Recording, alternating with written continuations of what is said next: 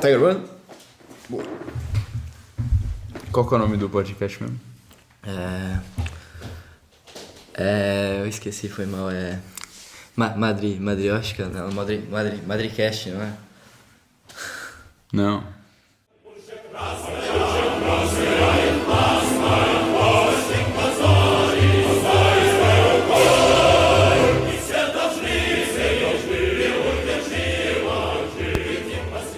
Oi, esse é o nosso podcast sobre a Rússia. Bem-vindos ao Madrioshcast. Madrioshcast. Vamos falar sobre geopolítica Russa. russa. Sim. Baseado no livro Os Prisioneiros da Geografia, de Tim Marshall. Tim Marshall é um jornalista britânico. Faz jornal, né? Pra quem não sabe. Faz jornal. Enfim, no texto dele tem uma breve introdução sobre todo o livro. A gente vai falar só sobre o capítulo da Rússia. Basicamente, ele fala da importância da geografia na geopolítica e nas relações internacionais, e até em conflitos, guerras, enfim. De como a geografia tem um papel muito importante, que às vezes não é valorizado, em todas as coisas relacionadas à geopolítica em si. Bom, pela Rússia ser um país com um território extremamente vasto, o maior país do nosso pequeno mundo, e também ser um país de planícies, fica muito fácil dos outros países terem interesse em invadir o território russo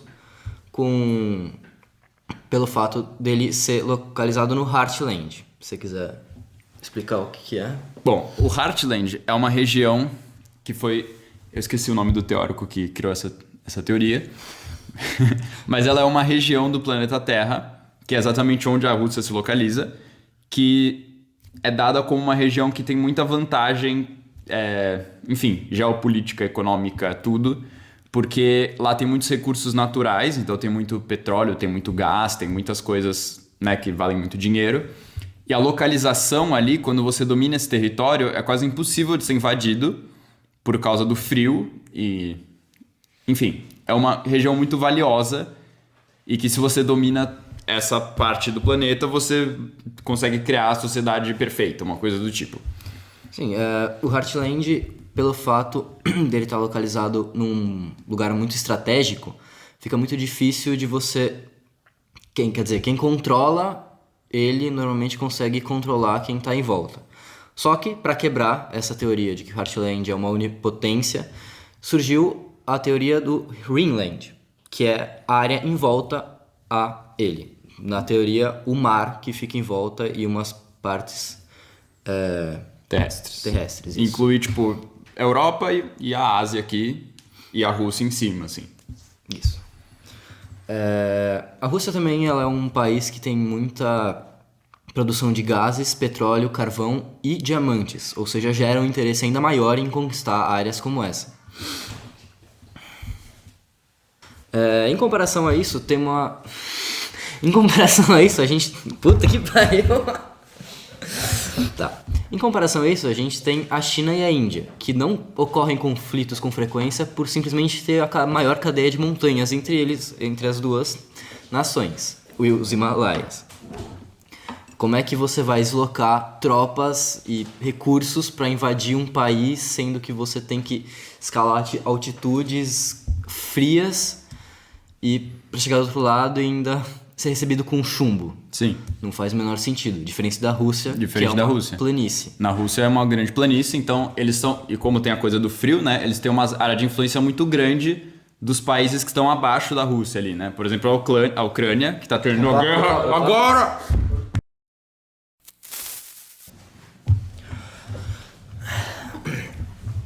Bom, a história da Rússia em relação às guerras... Nude. Que isso? Pornografia?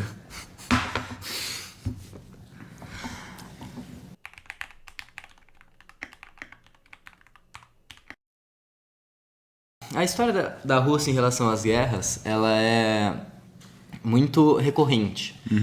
Começou com o Napoleão em 1800, seguido por a Primeira e a Segunda Guerra, que tentaram invadir, e o Hitler cometeu o mesmo erro que Napoleão, querendo invadir a Rússia, e achando que eles iam conseguir lutar contra os russos e contra o próprio frio da Rússia. Não deu certo. Até porque a Rússia tem essa vantagem de se localizar nesse lugar muito de frio, então eles sabem manejar muito bem essa vantagem deles, né? Por exemplo, nesses lugares que os nazistas tentaram chegar para invadir na Rússia, né? Eles tinham suprimentos guardados ali, a própria Rússia tinha suprimentos guardados e, enfim...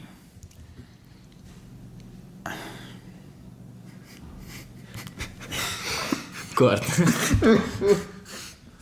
E quando os nazistas eles iam invadir a Rússia, tinha esses suprimentos guardados lá, que duravam meses e meses, enfim, eles estavam preparados para esse tipo de coisa, só que os nazistas não sabiam direito disso e as coisas deles não duravam tanto tempo. Eles aguentavam, sei lá, no máximo uma semana, não sei os tempos corretos, mas eles aguentavam uma semana e os russos tinham suprimento para meses ali. Então Sim. era uma desvantagem gigante. E o território extenso deles também ajudava nisso, né? Porque eles conseguiam, Napoleão e Hitler, eles sempre conseguiram invadir até Moscou. Mas depois disso, o território russo não tinha mais cidades e infraestrutura, e enquanto eles tentavam entrar no território, os russos tinham guardado linhas de suprimentos por longos quilômetros e iam se reabastecendo e continuavam lutando, enquanto que o invasor sempre ia sofrendo com a falta de alimentos, porque frio, não cultiva nada, e os próprios ataques russos que vinham com frequência. Sim. Não, e além dessas guerras maiores, como as que a gente citou, tem várias outras que, se somadas, dão mais ou menos a cada 33 anos na Rússia. Ô, onde é que você tá indo, porra? Eu vou no banheiro. Ah, tá.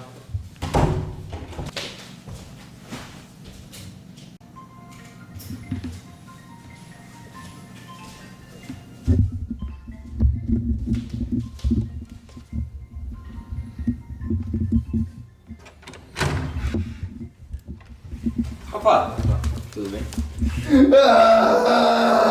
Opa. Ucrânia!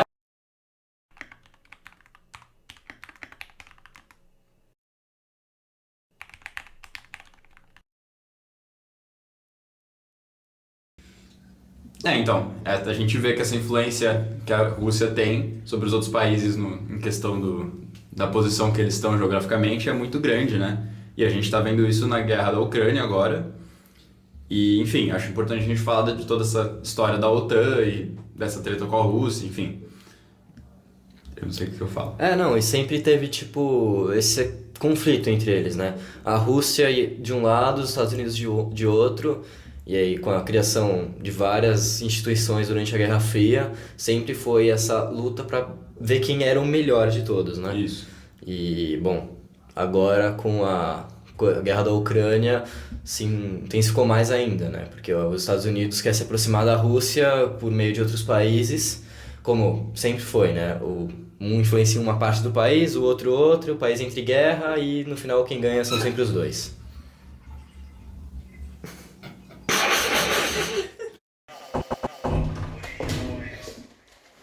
Tá gravando já, tá bom. Vai ter isso. Não tá ligado o microfone.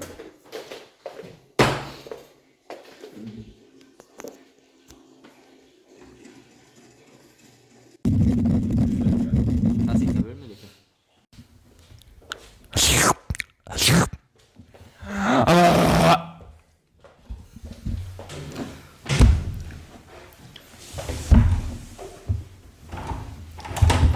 Guerra Fria. A descarga não funciona, Não. Guerra Fria. Lancei um vídeo. Eu não sabia que não funcionava. Funciona assim, eu tô brincando. Não tava funcionando. É que tem que carregar. Ah, tá. É tipo É reload. Guerra Fria. Tá gravando? Tá. Eu vou deixar. Guerra Fria.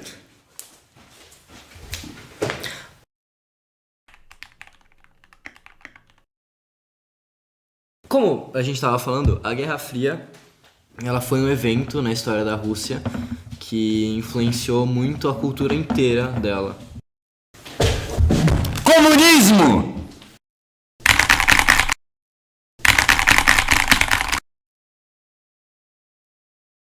Comunismo na Rússia. E, em contrapartida, o capitalismo americano. Bom, essa treta acontece há muito tempo, a gente sabe, né? E é uma treta que começou pelos ideais do comunismo e do capitalismo, que as duas potências, no fim, acabaram se desviando desses ideais, mas mesmo assim a gente denomina desse jeito. Mas era uma briga de ideais diferentes e de muitas coisas opostas. E com isso deu o crescimento dessa vontade dos países contra a Rússia e seu socialismo de conter isso. E é aí que entra a teoria do Greenland que a gente falou lá no começo. Exatamente.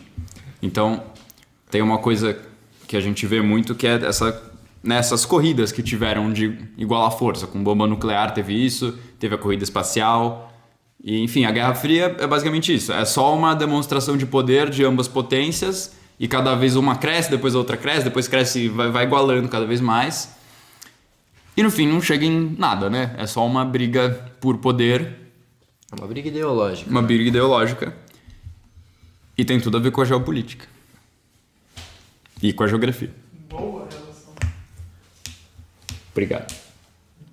Esqueci de falar. Não é só ideológico também. É econômica a treta. Eles querem dinheiro, né? Tem tudo a ver com isso. É poder, dinheiro e ideologia. E tudo. Muita grana.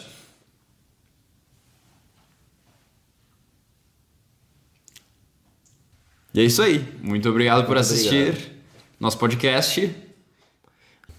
E é isso aí. Muito obrigado por assistir o nosso podcast sobre a Rússia, sobre o livro de Tim Marshall. E... enfim. Isso é só uma... Porra, foi essa? Não, eu já caguetou. Não faz de novo essa finalização. E é isso. Muito obrigado por assistir nosso podcast sobre a Rússia. E baseado no livro Prisioneiro da Geografia de Tim Marshall. Da geopolítica. Nossa, deu uma vontade de comer estrogonofe agora. É verdade, tchau.